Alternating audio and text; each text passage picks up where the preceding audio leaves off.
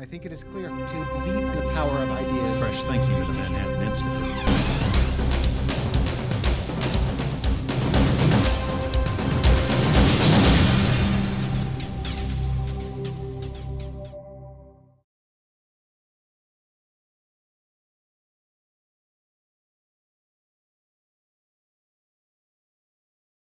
Thank you, everyone, for coming, and welcome to this event.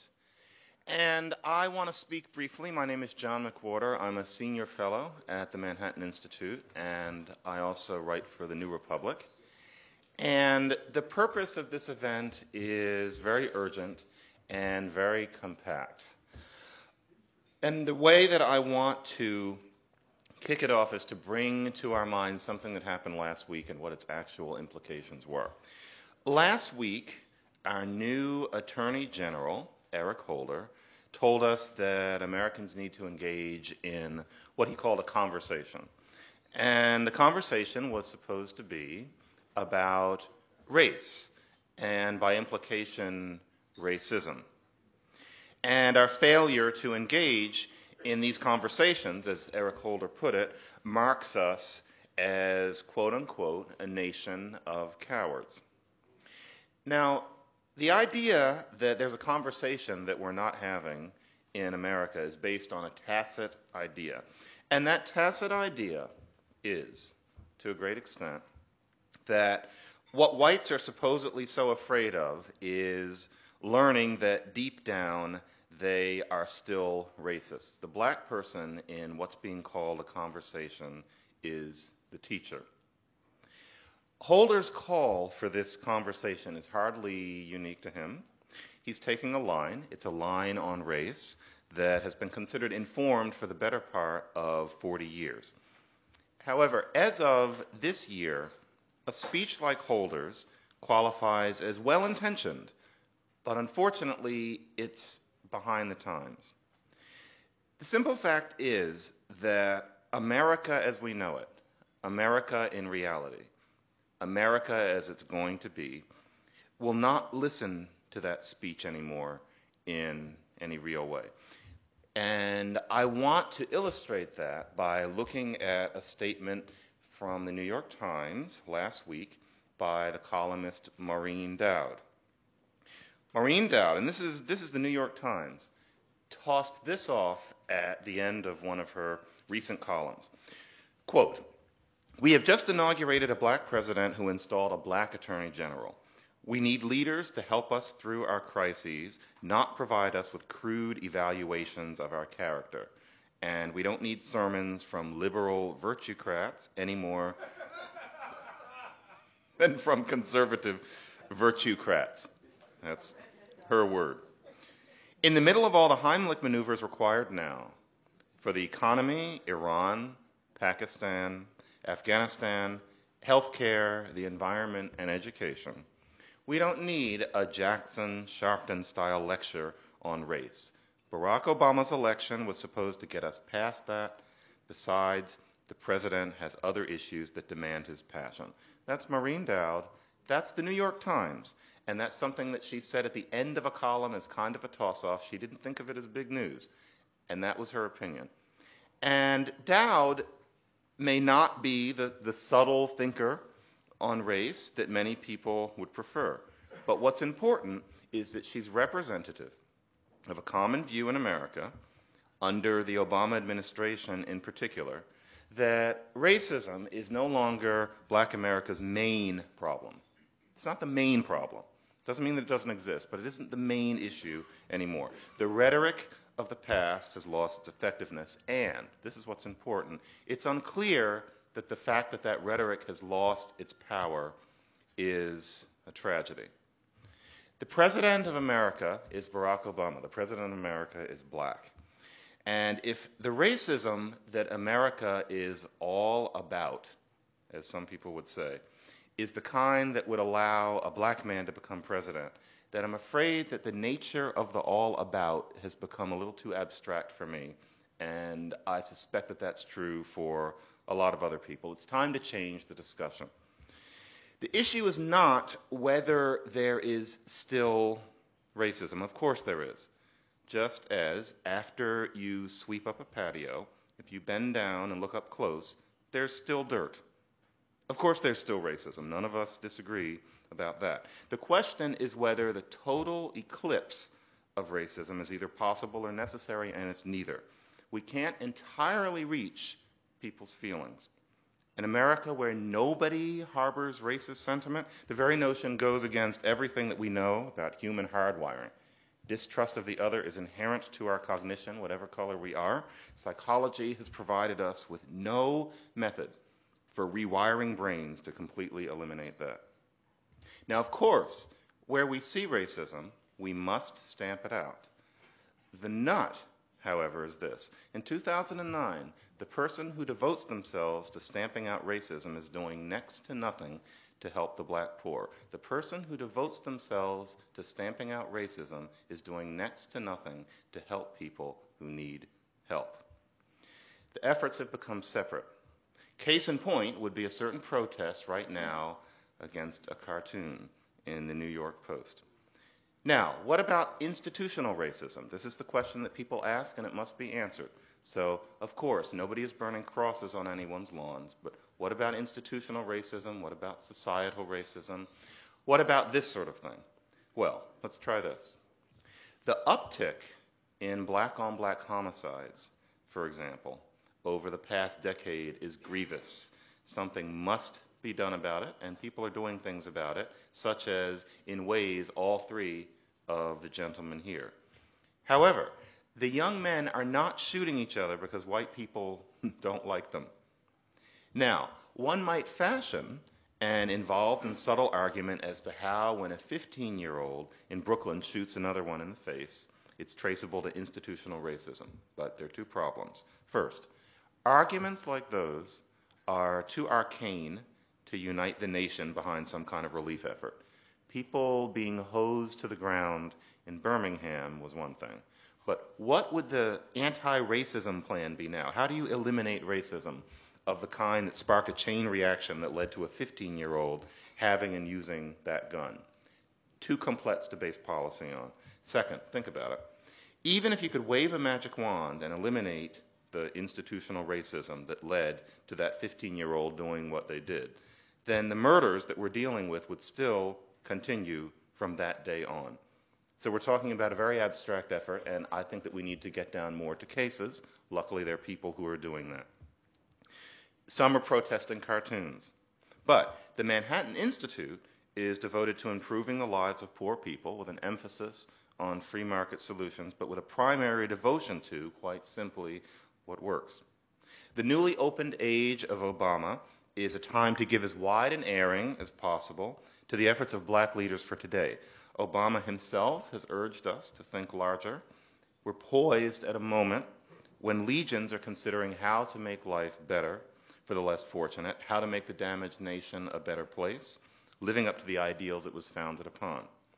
The people that we've gathered here this morning are well aware of the existence of racism, but they are also aware that solving the black community's problems in 2009 requires new skill sets, new perspectives, fresh thinking, plus deep wells of faith and persistence. And so let's hear from them starting now. We're going to begin with Cory Booker. Cory Booker is, as I think most of us know, the mayor of Newark and has been since July of 2006. He has a bachelor's and a master's degree from Stanford. He was a Rhodes Scholar, and then there was Yale Law School. There has been a 40% decrease in shootings and murders in Newark since he took the helm there as of the late middle of 2008. Less heralded in the media is that he has been as committed as Robert Moses once was to renewing parks and playgrounds in Newark, which is something very important in terms of community efforts. Originally, he was a councilman for the Central Ward in Newark. That was from 1998 to 2002. The Manhattan Institute has been interfacing with Cory Booker to a large extent because of his efforts on prisoner reentry policy in Newark. which is involved in making sure that people who spent a long time in prison are reintegrated into their communities in a way that is not always easy for someone to do by themselves, such that this is a very important problem in inner city communities in Newark as well as other cities. Cory Booker has been at the helm of that. I am now going to give the podium to Cory Booker.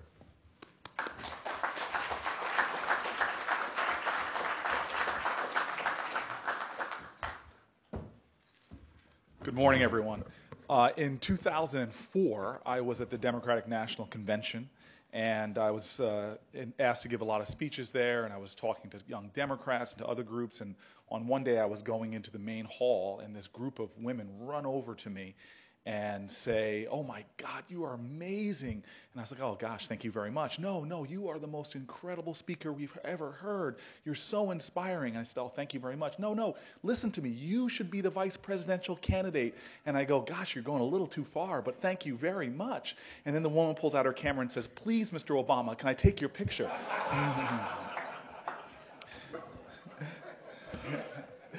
Nobody is mistaking me for our president these days.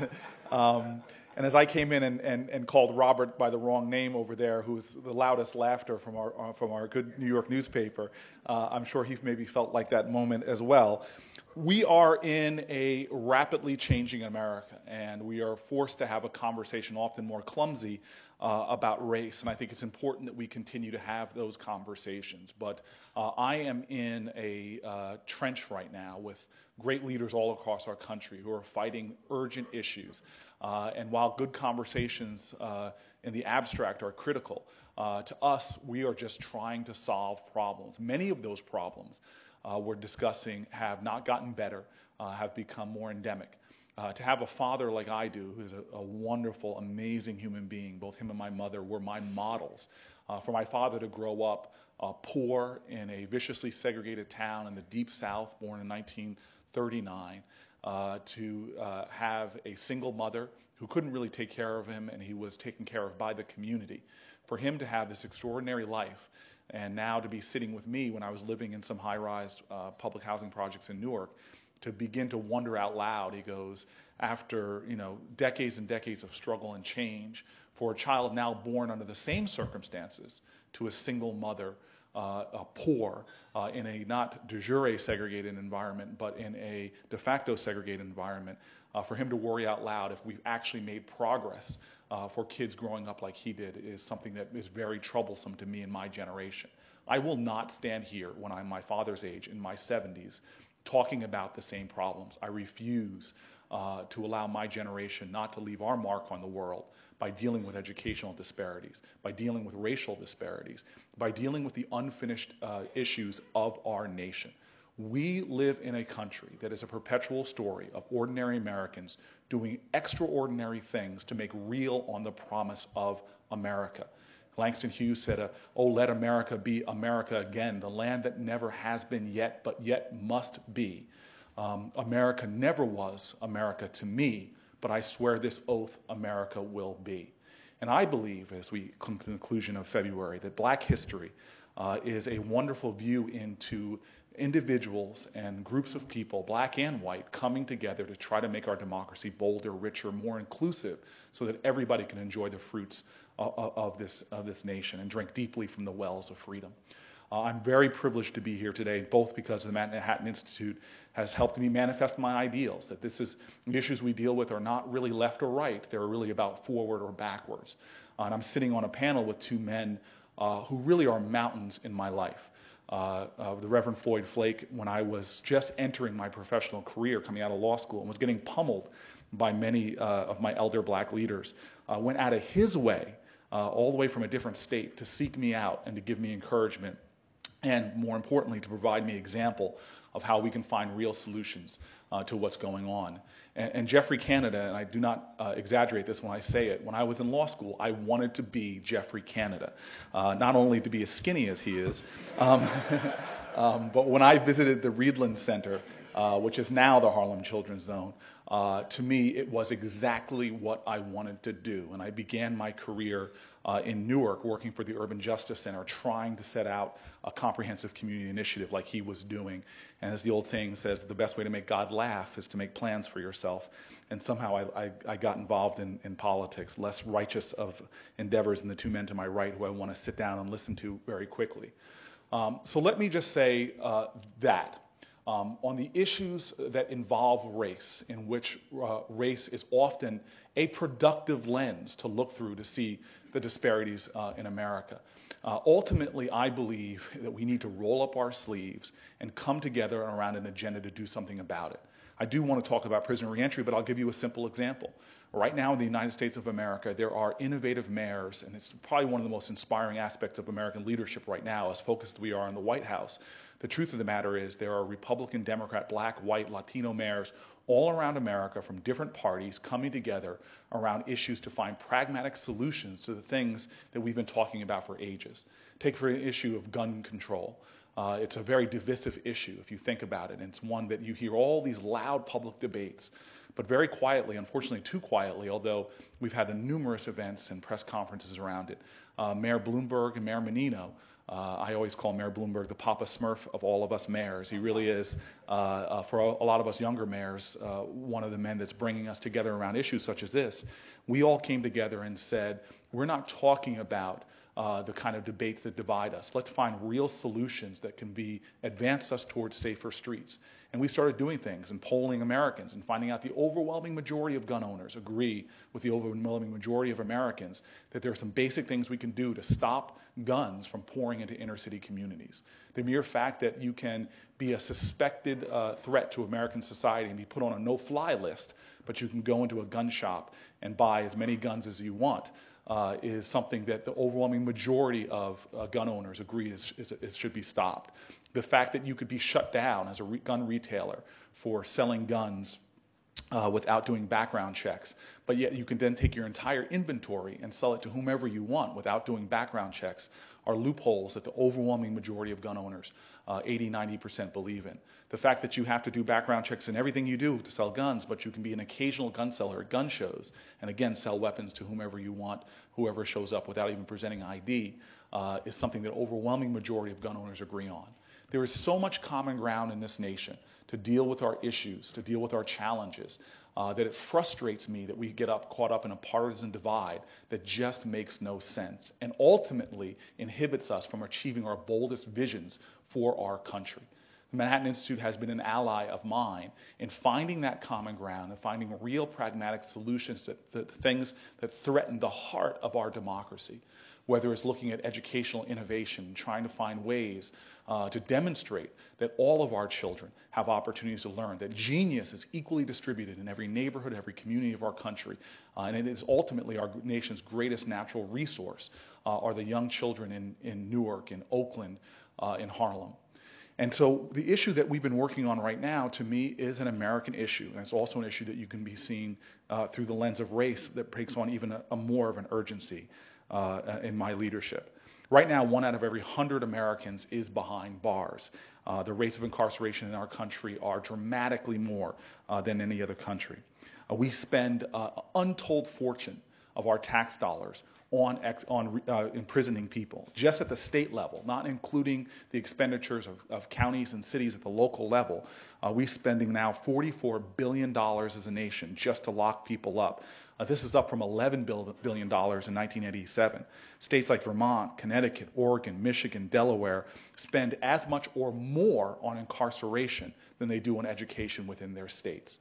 If you look at it through the lens of race, it's even more chilling.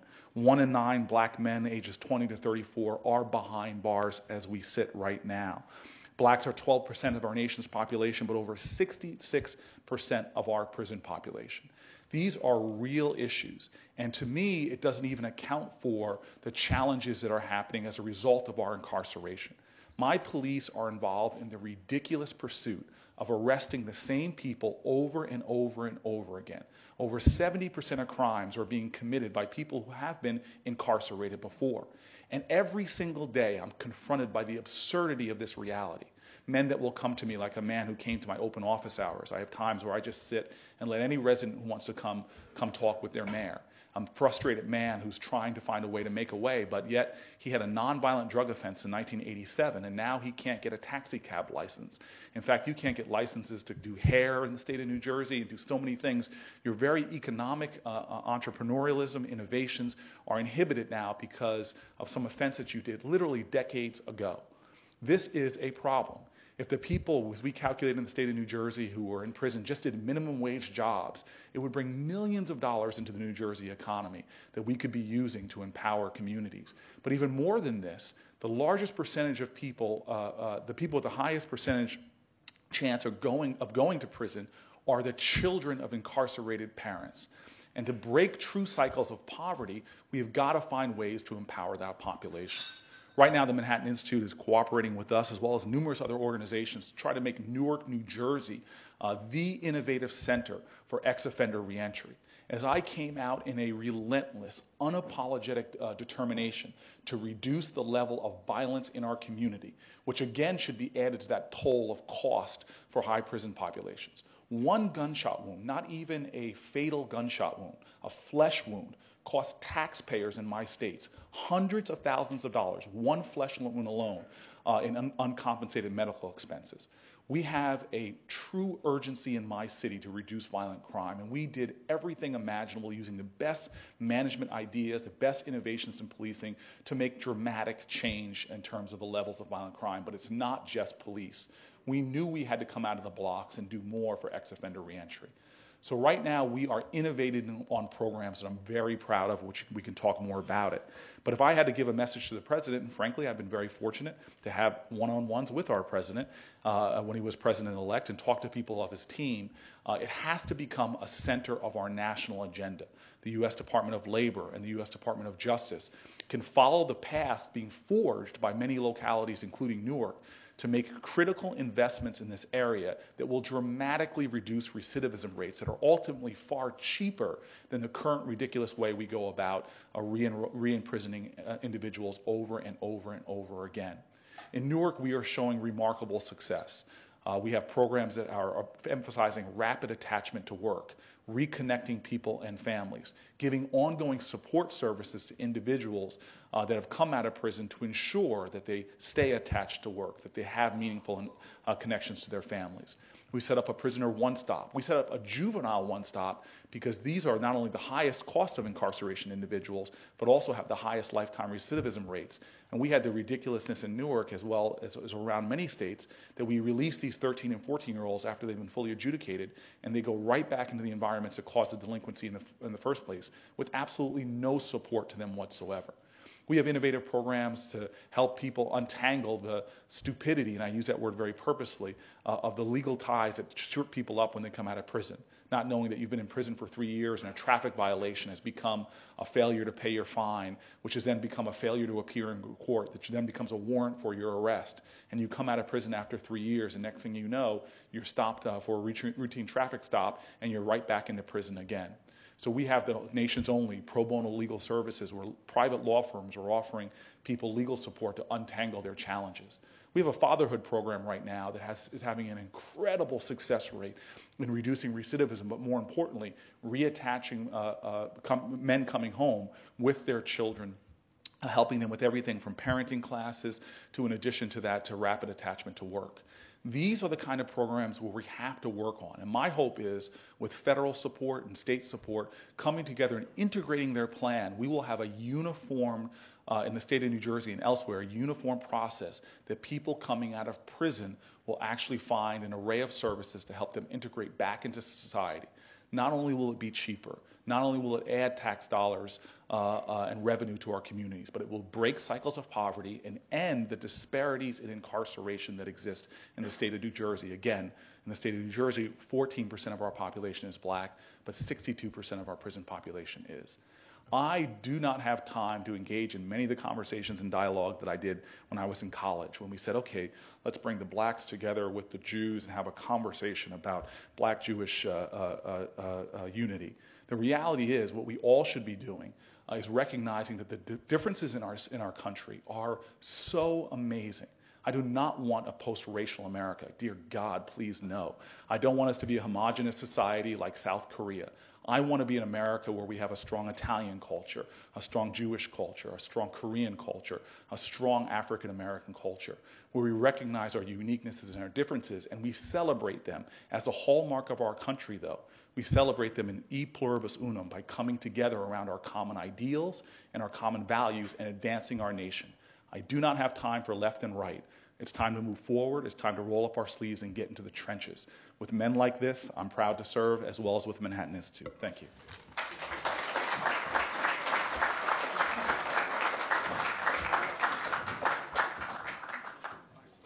That's okay. And now we're going to hear from Floyd Flake. And Floyd Flake is someone who's familiar probably to most of us. And he is senior pastor of the Greater Allen Church Cathedral in Queens, and this is a 20,000 member congregation, and Floyd has been at the helm for 31 years.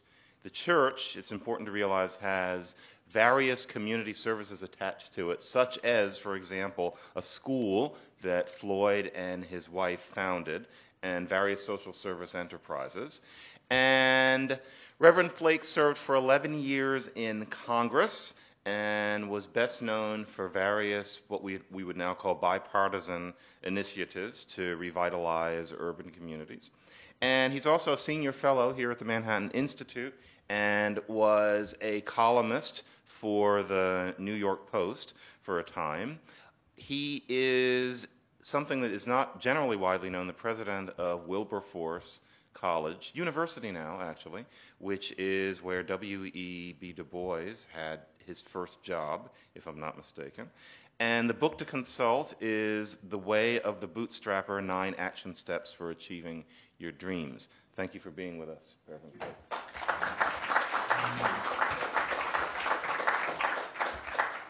Thank you, John. And Mr. Mayor, I think you would have made a great vice president. And you're doing a wonderful job in Newark, and the pages of the newspapers have given testimony that there is a change that has taken place, and certainly we commend you for it, and hope and pray that you will continue on this path. One of the things that as I thought about this, and John and I did a radio show yesterday, as they raised questions about this whole question of racism and what does it mean in relationship to Barack Obama being elected president. Let's start by just accepting a reality, and that is no one person is going to make a difference as it relates to the total change that is essential for us to build the kind of America that we want to freely export as a democracy that is worthy of some degree of emulation. And I think the only way we get to that place is we at least deal with some realities that as the majority of culture really does not necessarily see. As a product of the South, as one who has celebrated my 64th birthday recently, I hope I look younger than that, but sitting between these guys at least.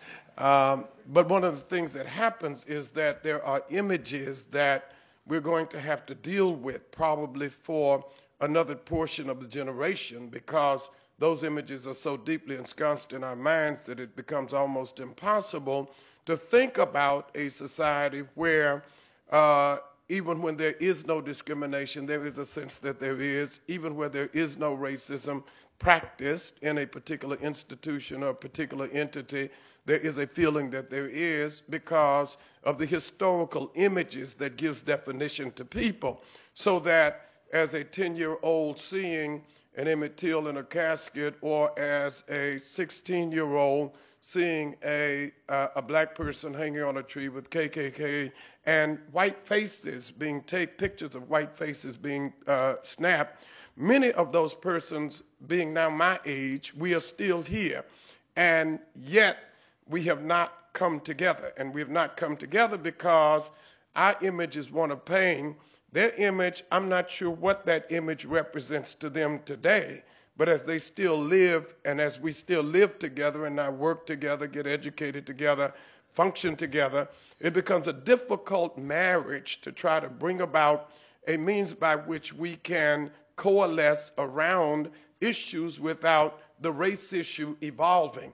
I think I saw it evolve back in 1970, 73, when I was dean of students at Boston University, when some of the same people that got on buses with me to go to North Carolina and South Carolina to sit at lunch counters would not come out of their parishes to speak to people who were throwing bricks at little children because Judge Garrity had passed a law that the schools of Boston should be integrated. So many of those images have shaped who we are. And many of those images will not be resolved merely by having conversations, but will be resolved when we get to the point where we try to challenge people to find their best self. And in finding their best self, what we've tried to do through our church, through our ministry, is try to help people to understand that nobody else can empower you in the way that you can empower yourself. You can spend a lifetime talking about what your impediments are, or you can spend your time, your energy, and your resources trying to develop the kind of capabilities, skills, and a mindset that gives you a new vision for not merely concentrated on past history, but dealing with the reality of what your future is going to be. So over these 33 years, what we decided, having been dean at Lincoln University before Boston, and then coming into that environment and realizing that one of our greatest challenges that keeps us separated in terms of race is that Brown versus Board of Education is clearly definitive, but reality is in practice that many of our young people were not taking full advantage of opportunities or were in situations where they were still sitting in the back, not this time because they were required to, but sitting in the back because they made the choice to. And one of the things that I did at BU when Cory, when my students came to me and said, Dean, what we want you to do for us is what they do over at Tufts. We want you to help us to create a black dormitory on this campus because they have a black dormitory over at Tufts. And I said to them, if you wanted to be in an environment with black people, you had 110 choices of historically black colleges and universities. If I'm going to be the dean of Boston University and you chose to come to this institution, we will not build a separate dormitory for you because you made the choice to be a part of this environment. And they said, well, Dean, if you don't do it, we're going to come and we're going to march on you. And I said, tell me when you're coming. I will make my own poster and I will join with you and I will march against myself.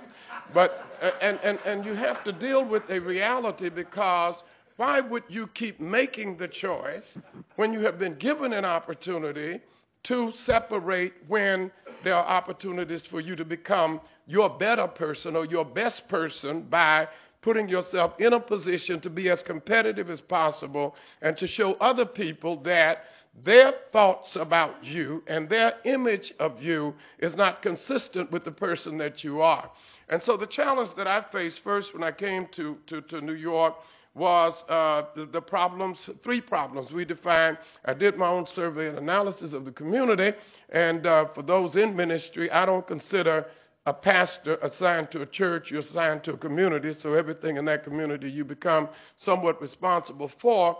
So what we said was we have a major problem of crime, we have a major problem as it relates to education, and we have a major problem of housing because my citizens are moving out of Southeast Queens, moving out to Long Island. Why are they doing it? These three things represented the impediments for building strong, viable community. So the first thing we did was built the school with our own money, church money. Chris, sir, we need help. But anyway, just thought I'd get that in. You have to work when you can. Since I see him here, we work together at Edison, so I'll call you later. But the reality is that when we built our own school, and then we could educate these young people in an environment that was safe, an environment where they were challenged, an environment where they understood that people like me coming out of a segregated environment was forced to learn that they could learn also, because they had more advantages than we had had during the era when we were separated. And the ability to be competitive became greater, because if you look at the statewide test and look at where we are, our kids are scoring in that 89th, 91st percentile, reading, science, math, social studies, not because we do something so different, but simply because we give them an opportunity to believe in themselves enough to know that at the end of the day, it's really not about your race. It's about preparation to offer yourself to the marketplace and not have to deal with the reality of the role that race may play in it. Then secondly, we dealt with the reality of the crime, and we began the process of trying to drive those persons out of the community that were deleterious or destructive to its ability to be able to be a strong community. And of course, if you read back some 25, 30 years ago, you saw that I was getting my head handed to me by many African Americans who thought that I was too heavy-handed as it relates to trying to clean up a community. But I realized that property values were diminishing, people were leaving. You could not change a community without changing people's images of what that community ought to look like. And then we began the process of building homes. We built about 600 homes, brand new, ground up, worked very well with Cuomo and Koch, and managed to get some stipends, first-time home buyers, because the depreciating value of a community makes a difference in terms of how people perceive themselves. And we felt that we built the homes and two-family homes, put them in them, sold them those homes for $185,000 with a rental unit. Rental unit factored in at $800 at the time. Rental unit that today gets about $1,200, $1,500 for the person who may still be the owner of that house. And then my problem now is that those folk are selling that house for $550,000, $600,000 and moving down to North Carolina and Georgia and places like that. I don't know how to stem that flow, but that is what America is all about. It's about growing those assets, utilizing those assets, not continuing to make excuses merely about your race, dealing with the fact that race is an issue, but not letting it become so predominant that it gives definition to you in ways that limit your ability to be able to rise above what kind of barriers you may face or what things you encounter. And I often say to the young people, if I had to ride on a Greyhound bus from Houston, Texas, up to Wilberforce, Ohio, to attend college, and as the whites got off out of the front door, went into the front door, and I had to go to the back door to a little window to be served, as they went into the main restrooms, and I went into the restroom that had colored on the top of the door, or I had to drink at that fountain of color. I had to make some decisions about whether that would define me for the rest of my life, whether that would be the image that I would carry for life, or whether I would step up, compete with whites, and let them know that in my mind, my 5th and 6th grade educated parents had told me I was as good as anybody else. We need to make people believe in themselves, believe that they're as good as anybody else, and then take the responsibility for making themselves greater. Thank you.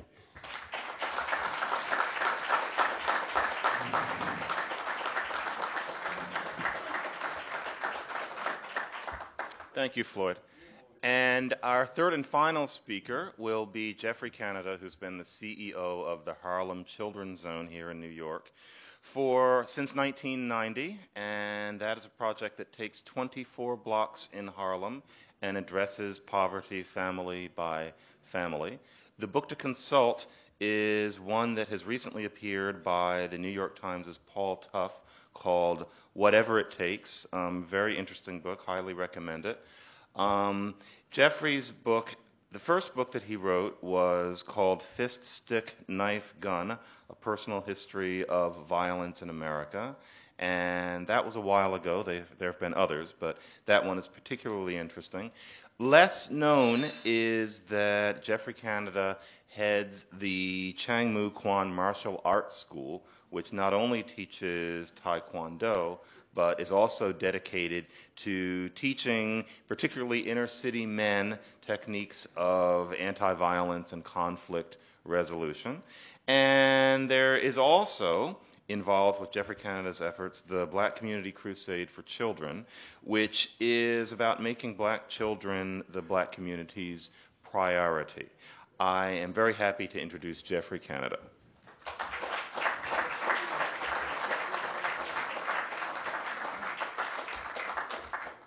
Thank you and good morning.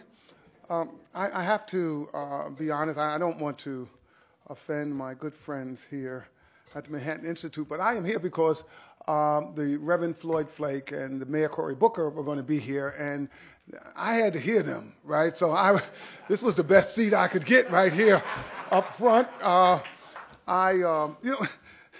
Mayor Booker, of course, and saying when he was in college how he wanted to be me just reminded me of how old I am. I do remember meeting Cory as a young man and thinking that this is a guy, if he doesn't get diverted, is going to do something important for this country, because his passion was clear even as a very young man, and his focus on trying to actually understand what the real issues were and how you solved them was something that I was very impressed with. Of course, I think probably one of the least recognized leaders in America is the Reverend Floyd Flake. If you haven't seen what he has done over in Southeast Queens, it is truly remarkable. I mean, it's not just that he is saving a generation through his preaching and through his ministry. He's a great, great preacher. But the housing, the stores, the ownership of that community, where people have come back and said, you know what, this is a valuable community. There's no reason we should allow our community to be so devalued that everybody wants to run away. It's a beautiful community. And he has quietly, against lots of opposition, both those who he might have thought they were his friends, who turned out not to be so friendly when he did some things that were unpopular. But he has been one of my role models in the work we've done at the Harlem Children's Zone, and how you have to take forceful efforts and steps to reclaim community. I have to say that I'm going to say a couple of things about education, but I am absolutely fascinated with what's happened in this country around the issue of race. I'm from the old school when Reverend Flake was talking about Boston and what was happening with Judge Garrity. I started my career in Boston in 1975, and I was right in the middle of the busing controversy. And I didn't know anything about Boston. I'm a New Yorker, a South Bronx boy. That's where I grew up. And I got to Boston, and they literally told me I could not go in half of the city. I couldn't go into South Boston. I couldn't go into Charlestown. I couldn't go in. I had never heard of such a thing up north. I said, what do you mean I can't? I'm from New York. I'll go anywhere I want. What do you? No, you won't. No, you won't. They were not playing. Those were closed places. And I was stunned in Massachusetts. I wasn't in Mississippi. I was in Massachusetts. Now, look, some people, now you flash forward, right? You know, you're going to fast forward now. I'm 57, so this is a while ago. But if I were to stand here and say that when I go in certain places in this country, those feelings, right, that I used to feel when I turned the wrong corner in Boston, not knowing that those feelings of this, I'd be lying. I'd be lying. There is going to continue until my generation is gone. Maybe at that point we'll have all of this stuff worked out and we won't have to deal with race anymore. But some of my generation was so impacted by what happened, which was not benign. It wasn't an innocent little thing. It wasn't a small little trifle that we could just forget about. It was a significant and serious struggle that people gave their lives, real lives, not pretend lives, to try and make this country a better place. And they have made the country a better place. And part of what I think is continuing to happen is the conversation is continuing to make us stand up and declare.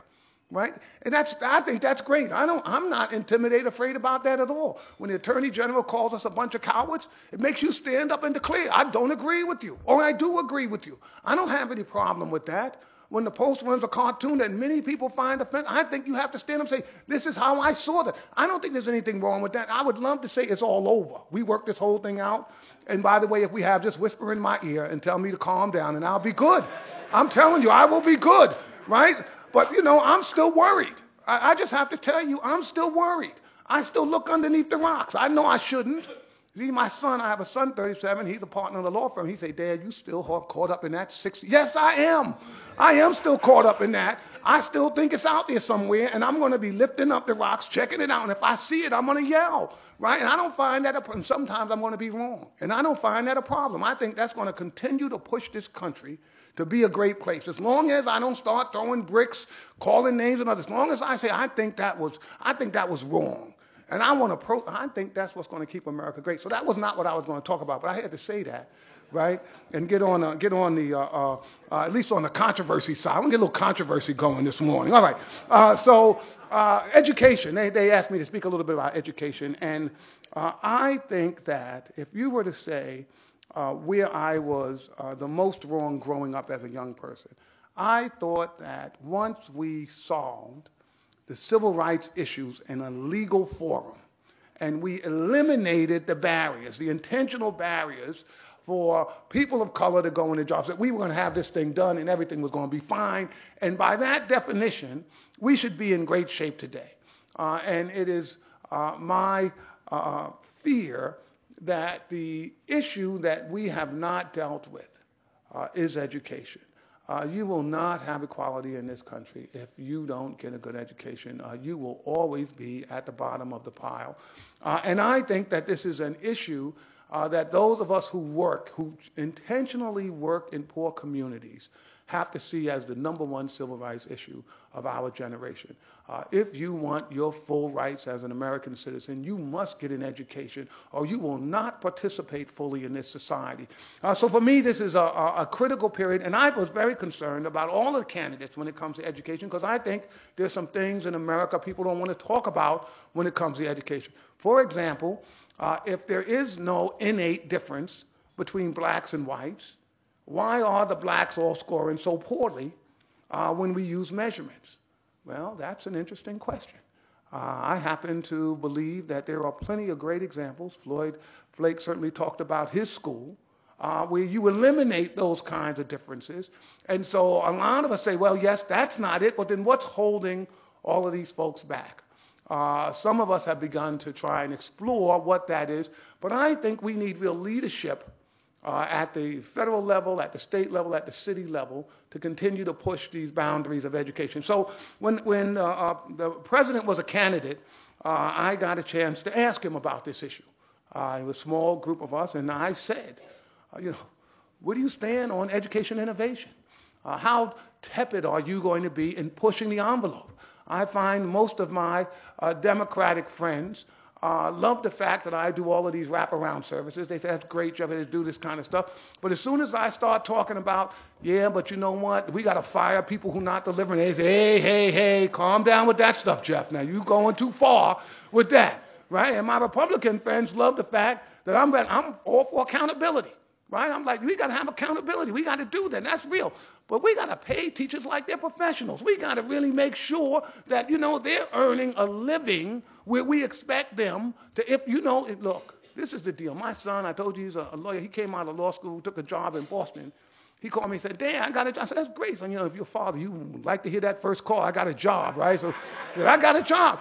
I said, great. He said, you know what they're paying me? I said, what are they paying you? He said, they're paying me $140,000 a year to start. I said, excuse me? I said, excuse me, you coming out of law school, you making more than I make right now. I said, what are you doing? He said, I don't know. I said, no, this is true. This is true. I said, what do you mean you don't? He said, they know I'm a first-year lawyer. They're going to teach me to be a good lawyer. I said, they're going to teach me to be a good lawyer. They're going to work on my writing. They're going to help us figure out, what it is that we do. And I said, wait a second, you getting $140,000 to be taught how to be how do I get into that business, right? So, but here's the challenge. You know what? They expected them to work 7 days a week. They expected them to work 13, 14 hours a day. And the deal was, if you didn't cut it, you was out of there.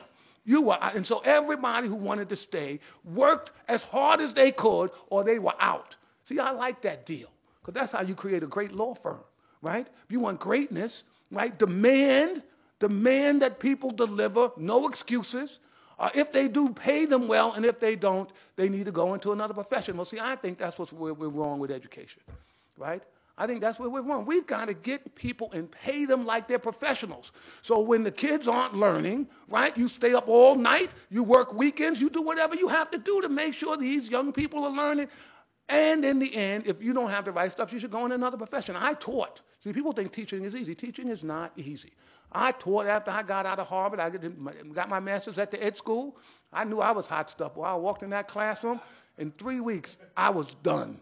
Right? Everything I had learned, I had used, and I was like, I still got to go the rest of the year, right?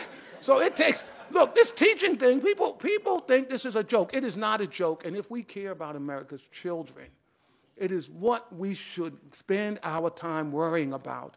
I am not worried that some other people are going to come over and fly planes into our building. That's what I'm worried. I am worried that we're creating an underclass in this country, that we are going to destroy the nation from inside if we don't make sure these young people have real educations, grow up and pay taxes, and don't end up costing us $50,000, $60,000 a year when we have to lock these folk up because they can't compete in what is increasingly becoming a globally competitive nation.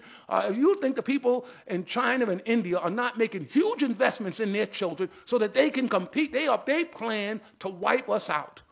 This is not about how much bauxite you have, how much aluminum you have. This is about how many engineers have you produced, how many doctors have you produced. And our country is still underinvesting and acting like these places, Harlems and Newarks and South Centrals, that these places can still be places where we can allow our children to fail at record numbers.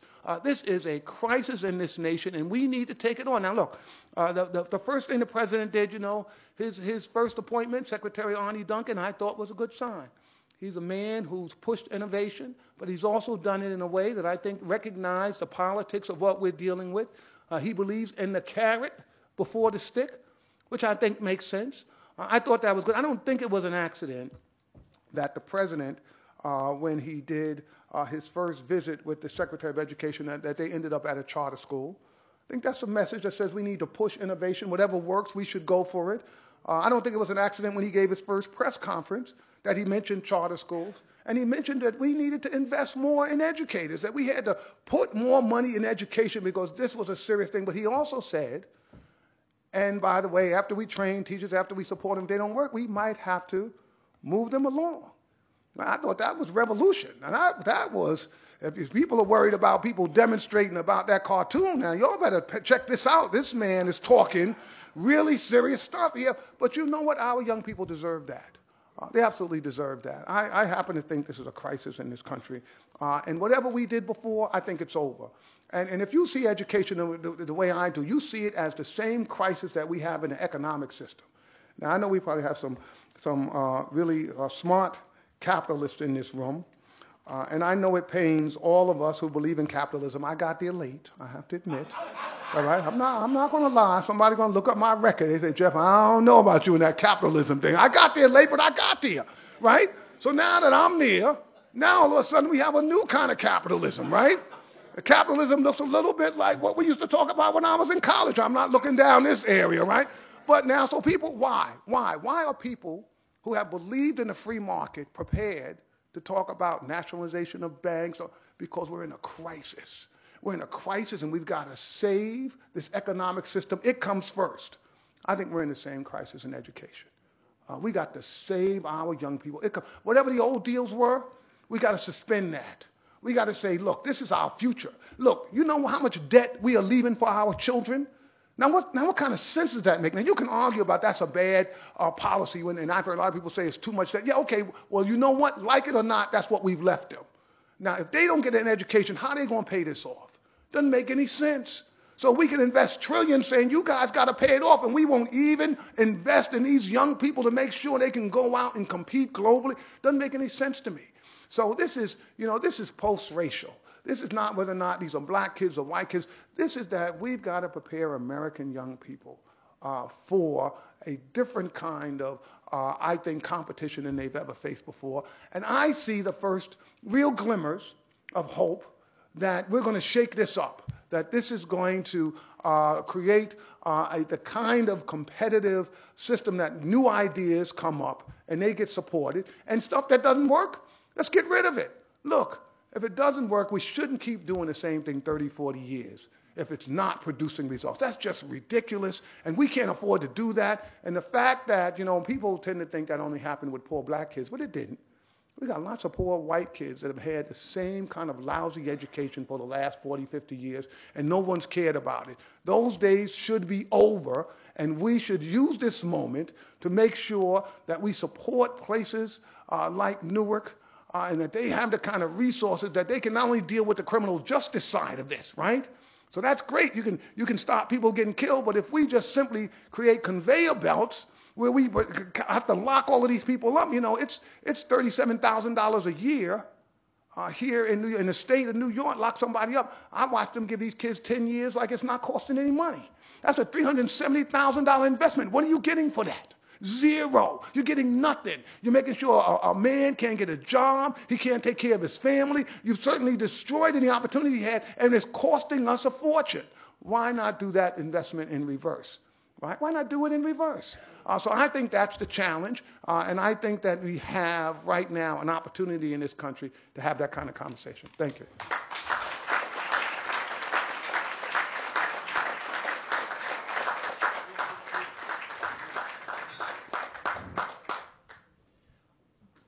Gentlemen, I want to ask all three of you a question before we open up the floor to questions briefly. And that is, given that our theme this morning is the Obama era, what effect do you think the election of Barack Obama and the administration of Barack Obama will have on the noble efforts that all three of you are involved in your communities? Cory, could I start with you on that? Look, I'm hopeful, and we have a president who literally was working on the streets of an inner city and has a deeper and more nuanced, I think, appreciation of a lot of the challenges. And his attention to areas like ex-offender reentry, some of the courageous steps he's taken, and I think it is for a Democrat to break out a little bit and talk about education reform.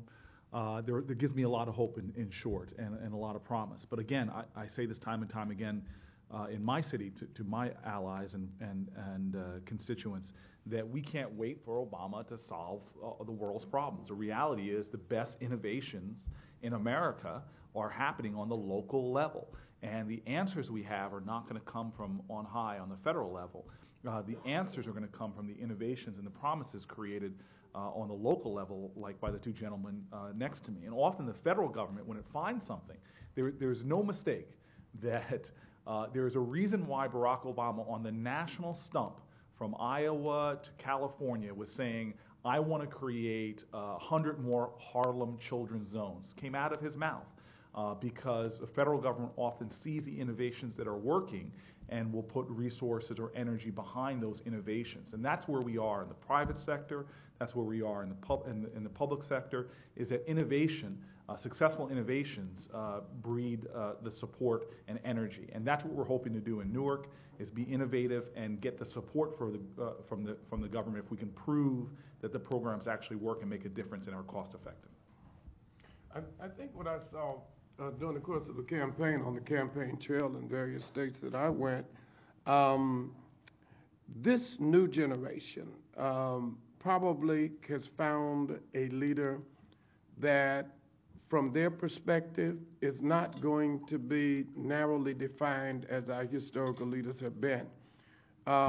As much as Dr. Martin Luther King worked to bring us to this concept of a beloved community, all people being able to respect and love and care for one another, you did not see it in the same kind of numbers, the same kind of responses of people across racial lines. So when I was down in Iowa, when I was in South Carolina and other places, for the first time I really saw a coming together that to me seemed to be very, very genuine. and was clearly genuine enough to hold together to get through this whole campaign stage and to get him elected president.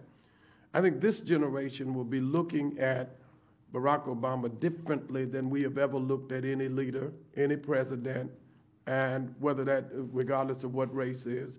And many of the images that I talked about in the beginning will begin to dissipate because as we move off the scene, this generation will grow up with Barack Obama, and their sense of what race means is going to be quite different than what our sense of what race meant. And their images are going to be quite different.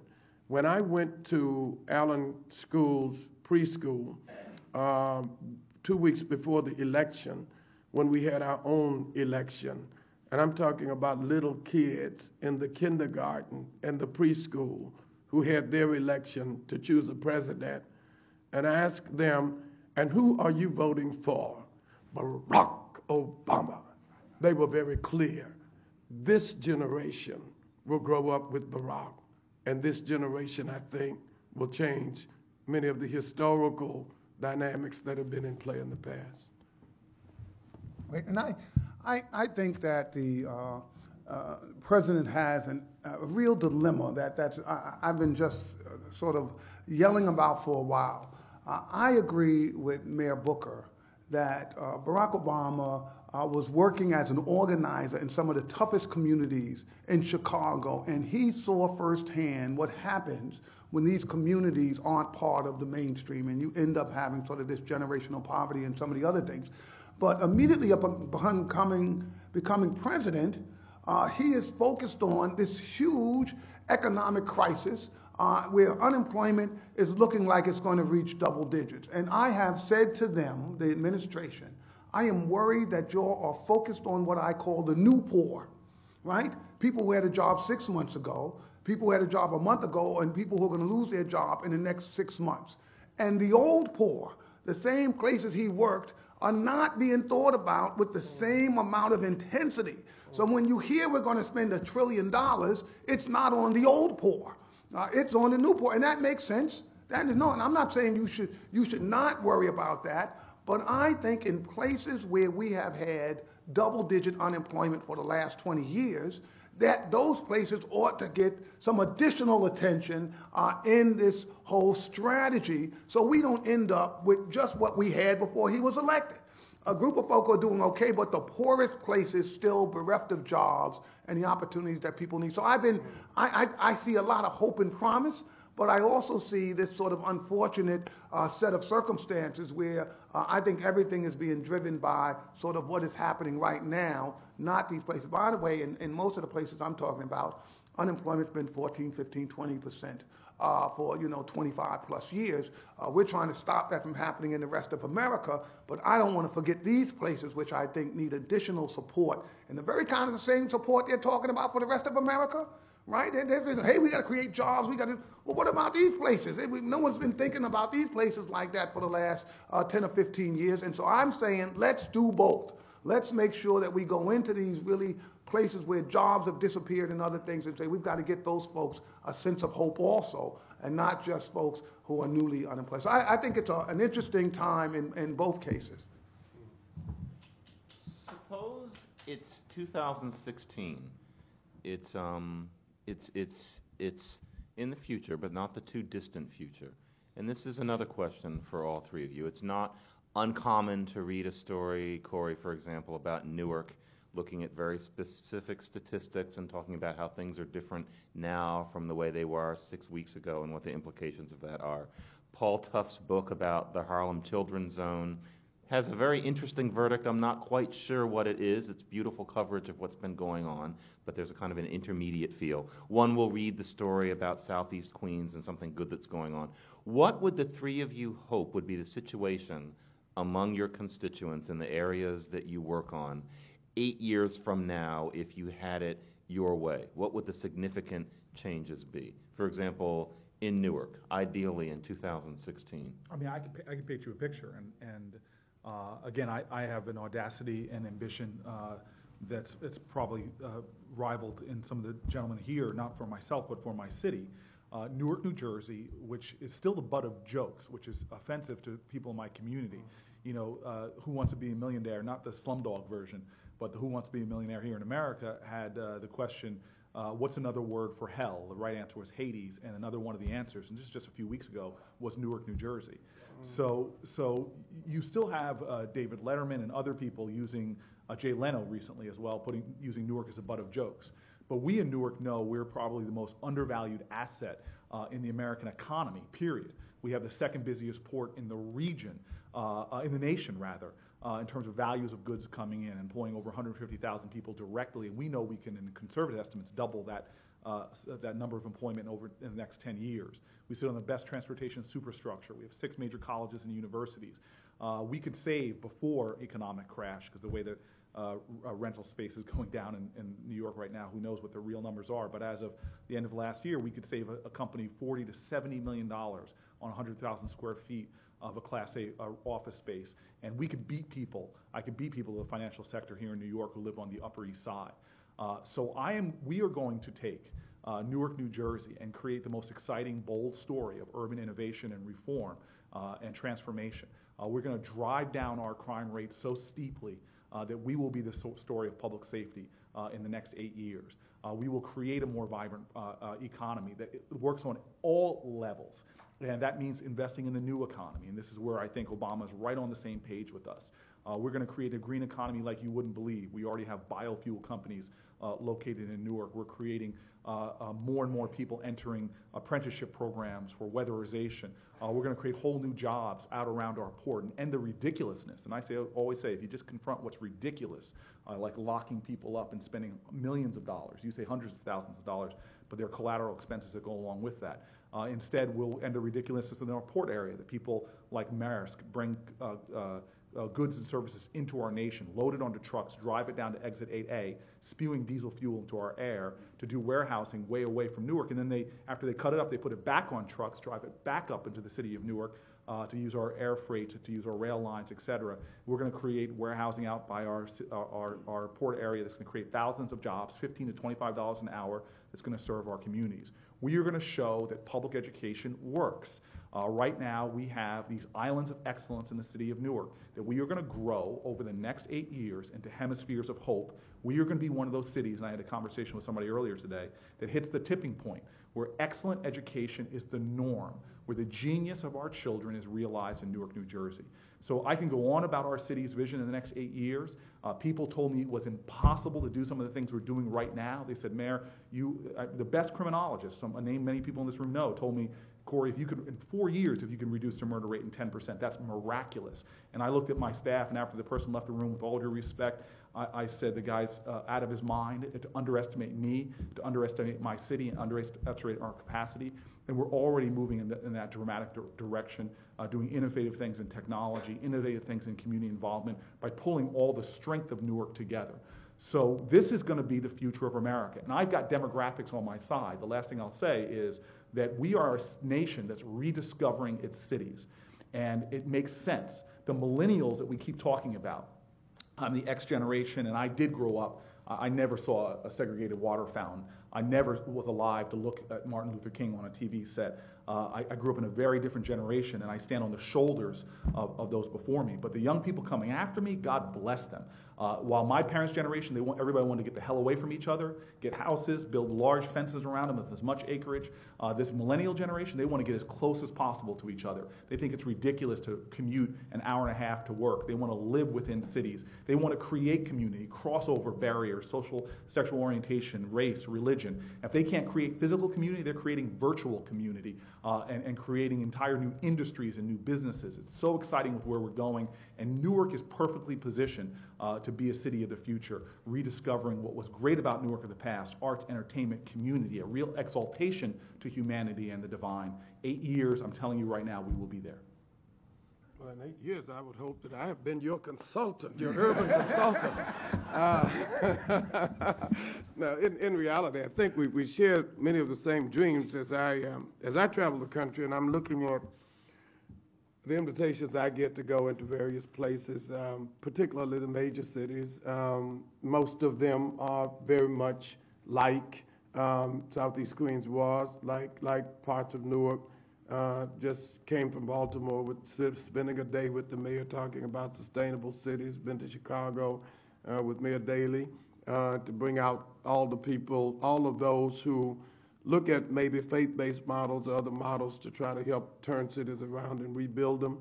And a great deal of time in Detroit trying to get them to understand that here you have probably some of the most valuable land in the country that is totally underperforming. You go on any street almost, you see nothing but one or two places vacated, one or two standing buildings, older buildings. And what I'm trying to do is, I think in 2016, if I had a dream, it would be that as we look at these urban communities, they would not necessarily have become regentrified communities, but they would have become communities that have been made sustainable for the folk who either lived and stayed, or for the folk who returned to them from the places that they left to go out into the suburbs. This is not to diminish the suburbs, but to deal with the reality that no matter what city you go into, the majority of the people who live in the suburbs work in the cities. And so this whole commute process puts them in a position where they gain from the city, but they drain the resources and take them back to the places where they live. I do believe that we can have a better America once we get really sustainable cities.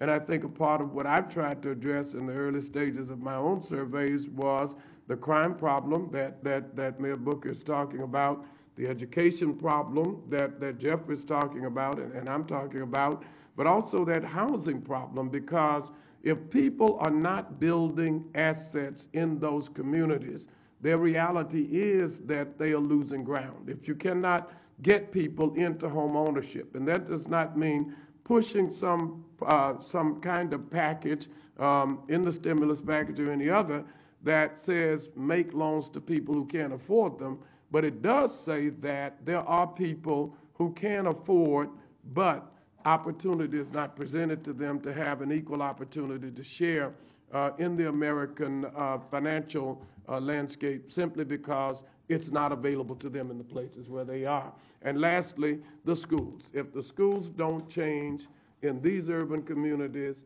the urban communities will continue to deteriorate simply because every parent wants their child to have a good education, and every parent cannot afford to send that child to a private school.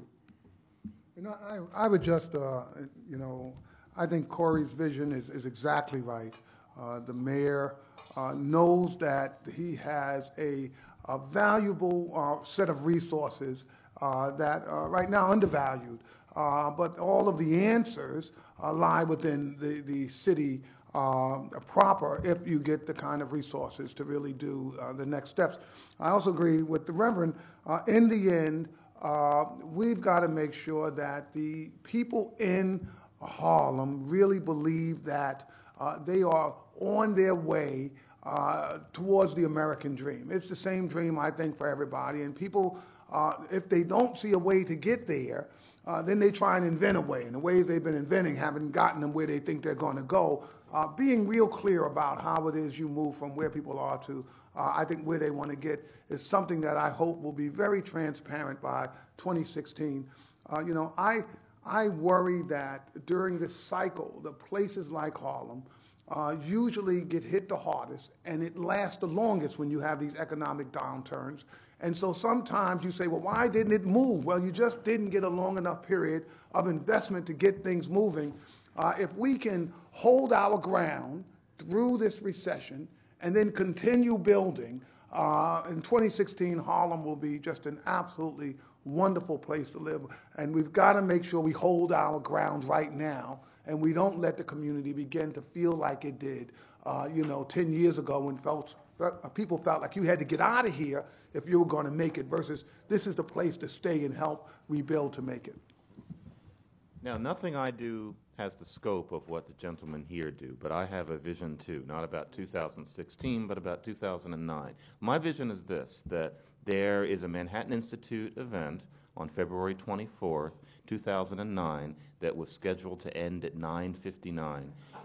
In my vision, that event actually ends at 10:05. Can that vision come true so that we can have a real question session? Okay.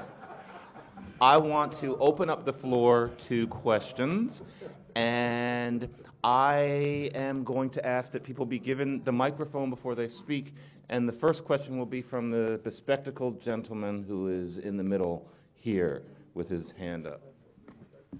First, let me say that since a number of books have been mentioned, I do urge everyone to also read James McWhorter's superb book, Winning the Race. My question is about the schools. The logic of it, I guess, is mainly addressed to Geoffrey Canada, but I'd be fascinated to get everybody else's responses. With respect to what you feel has to be done in the field of education, do you think that it will mainly be done in the arena of the more private initiatives of charter schools, voucher schools, church-backed schools, or do you have more hope than some of us have for the more union-dominated schools of the cities? Yeah, I mean, look, this is how I see this issue. First of all, you have to have accountability.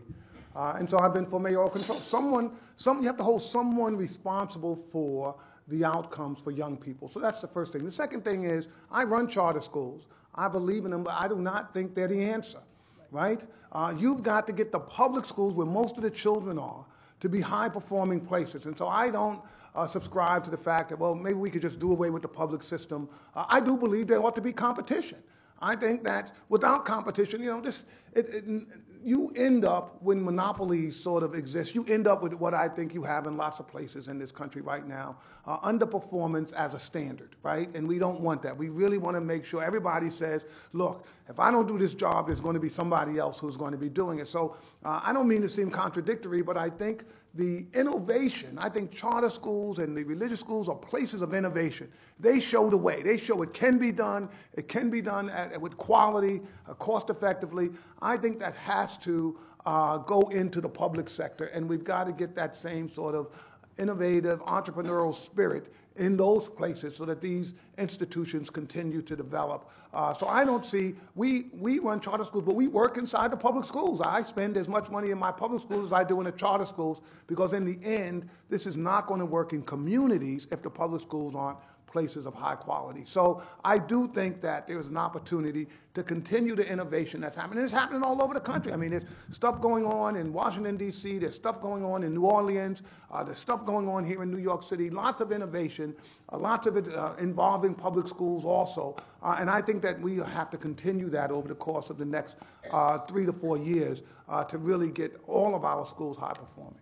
I think I joined in basically echoing that, because in large measure, the reality is that the only way you create some equanimity is in terms of the educational offerings is to try to create through, I think charters represent a very positive model in terms of creating that competition. One of the things that we have to do it simply because we cannot have the disparities that currently exist and expect all of our young people to be able to get to a place where they have the kind of education that they can go to the market with. When I was in Congress and had one of my districts one of my school districts, the differential between the portion of that district that was upper middle class and the portion of that district that was middle class, all working class people, but the differential was one segment did not have books or had books 20 years old and asbestos hanging from the walls, while the other segment, this is in 85, 86, already had technology, computers, and all the resources. The problem is not necessarily the challenge of competition between charter schools and public schools.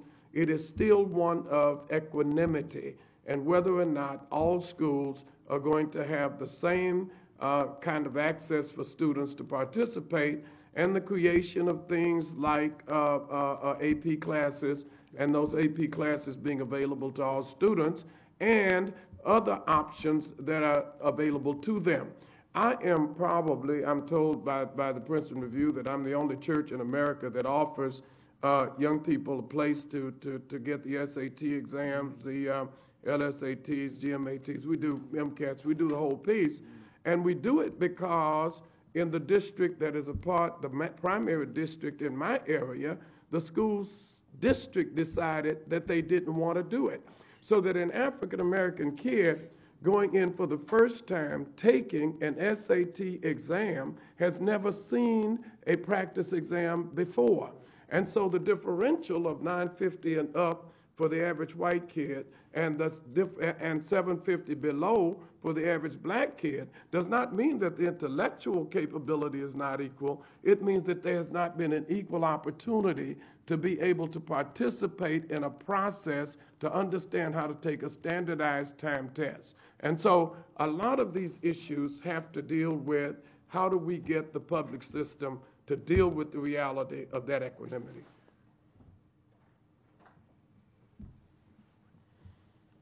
In the back, the cowlick, you.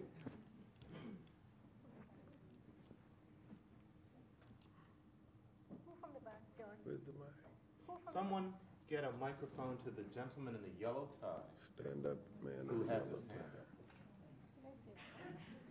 I didn't realize I was sitting that far back. Since we've all brought up books, I want to recommend Michael Jacobson's book, Downsizing Prison, to Mayor Booker, Jacobson, who now runs the Veer Institute, has written a lot about the failure of parole programs around the country and how they spend most of their time trying to find technical violations for parolees to send them back to prison rather than providing resources and real reentry solutions. And I'm wondering, since parole programs are generally run by states and local cities don't have much control over them, have you tried to have some influence in Newark? And what kind of challenges or obstacles have you had in dealing with the state over these kinds of reentry issues with parole departments? This is going to have to be my last response. I'm going to have to sneak out. I make less money than Jeff's son, but I'm paid to serve the residents of the city of Newark. So forgive me for running out. Yeah, it's got to be all hands on deck, and we've pulled together a great steering committee, unprecedented. Federal officials, state officials, local officials, from law enforcement to courts to community activists. It's really exciting what's going on in Newark and joining everybody together with a common set of objectives. And beginning to wear down some of the bureaucracy that undermines the ultimate successes we're trying to achieve. And this is really what we have to be loyal to. It's to our ideals and to what we want to accomplish. As you heard in my earlier statement, I'm the most ambitious person in the world. We need to go after our ideas. Even if we fail, at least we're going to advance the ball down the court. We have to reinvent the way we think about things. The question on education is, to me, so critical. Look, my mother was a teacher. It's probably one of the most underappreciated, lowest paid jobs imaginable. I came out of law school making about $30,000 a year as a community organizer, and starting teachers, starting police officers weren't making that money. So we have to rethink this. The technical term, and I'm on the board of the Teachers College, even though they're probably going to kick me off for not showing up to that many meetings, but the technical term that the PhD students use is that I'm against crappy schools. That's the technical term. And I'm for schools of excellence. There are crappy charter schools, there are crappy public schools. What we need to do is agree on a set of values, and those should be accountability, it should be high performance, it should be excellence. And everything, whether it's ex-offender reentry programs, because by the way, there are crappy ex-offender reentry programs, and there are ex-offender programs that work. And we should measure our progress on everything, from pothole filling that I do in my office, all the way to real-time analysis of data on crime and where crime is happening. We need to become a culture of accountability where we're not going to tolerate failure. America has never been a country that has resigned itself to the existence of the big problems. We have attacked them with ferocity, like storming beaches on Normandy, like riding down on freedom rides from the north to the south. We've attacked our problems. Why have we become so lazy in our moral imagination to think that these problems are so big and so complex? Every challenge that we're talking about today, I can point to you to models that exist in the most challenging urban centers that have shown brilliance, excellence, overachievement. We have the highest performing school in Essex County, more than Essex Fells, more than West Orange, in Newark, New Jersey, because of educational innovation. We can do this, and this is what we have to insist upon. It is the hallmark of America, and I think we're going to get there, and I'm grateful that the Manhattan Institute is coming together, left, right, pulling us all together to focus on our common values and our common ideals and beginning a practical path towards getting there. So thank you very much. Forgive me for tipping out.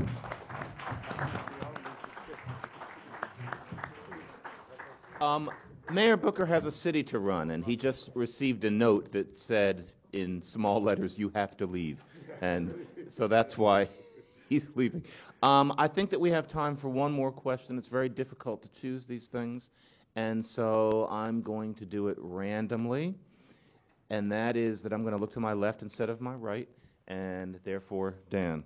Would any of our speakers like to comment on the studies? Would any of our speakers like to comment on the studies that demonstrate conclusively that the most effective way of breaking the cycle of poverty is universal, high-quality preschool education? That's what the studies show without any question. Having started my career as a social worker with Head Start, I think there is extreme value, and I think the more we give, the more we educate those young people at the earliest stages of their life, the better prepared they will be as they move up the ladder. And I think it's important that we do it. When you see 5-year-olds walking down in the shopping mall now with their, what do you call this stuff? There's all that stuff they can do nowadays. There is no excuse for us not to begin using those instruments to teach them at the very earliest stages of life, and that's before first grade, and I think that's important. And I would just say that we really believe in starting from birth. That's what we believe in, and we have great preschool programs. But I also would say in some communities, just thinking if you get that young person an early childhood education, that they're not going to end up, if they end up in a lousy school doing lousy, if they end up in a community filled with gangs and violence, that those kids are not going to be impacted for. It's somewhat unrealistic. You know, a 5-year-old is not able to fend for themselves. In communities that are together with young people and parents and other folks, if you're in the Reverend's community, well, there's a good chance you get an early childhood education. You know, the other barriers won't trip you up. But there are some places that even if you're doing good at 4th grade, there was stuff at 5th and 6th and 7th grade which trip young people up. So we believe, yes, start them early, give them a solid education. But you've got to, in some, not all communities, you've got to stay with those kids until they get into college and then get that group of kids through college. And, you know, this issue of what happens to a lot of our kids when they get into college, they don't make it through. I think that the Reverend was talking about if you don't prepare young people early on, if they don't get the LSATs, if they don't get practice with the SATs, they end up going into places, even if they get there, that don't have the supports for them. So I think this is a much more comprehensive issue for some communities, not all. And so I'm not trying to say this, every place in America needs this, but there are clearly places where there are so many issues young people deal with that just doing early and saying, I think you're going to be okay, is really not realistic in those places. Just a quick word. Another thing is just not doing what I would call negative grouping. When I was president of Wilberforce, I went to two cities. One is Gary, Indiana. One is Camden, New Jersey. We discovered that in both places, the high schools, nobody recruited students from those high schools. We took the top 3 or 4 students from those high schools 3 years in succession.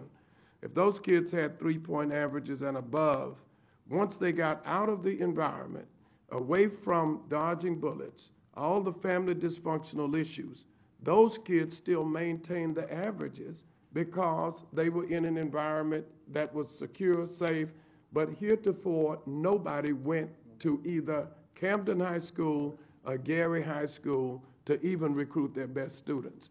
So we've got to get to a place where we don't put this blanket over people and say all of them are the same and try to find those gems that are in many places hidden, and most of those kids had not planned to go to college. Ladies and gentlemen, we have to end here. I want to thank Geoffrey Canada, Floyd Flake, and Cory Booker for participating. Thank you very much. Thank you. Thank you. I think it is clear how fortunate we are to believe in the power of ideas. Supply the common sense and the fresh thinking of the Manhattan Institute.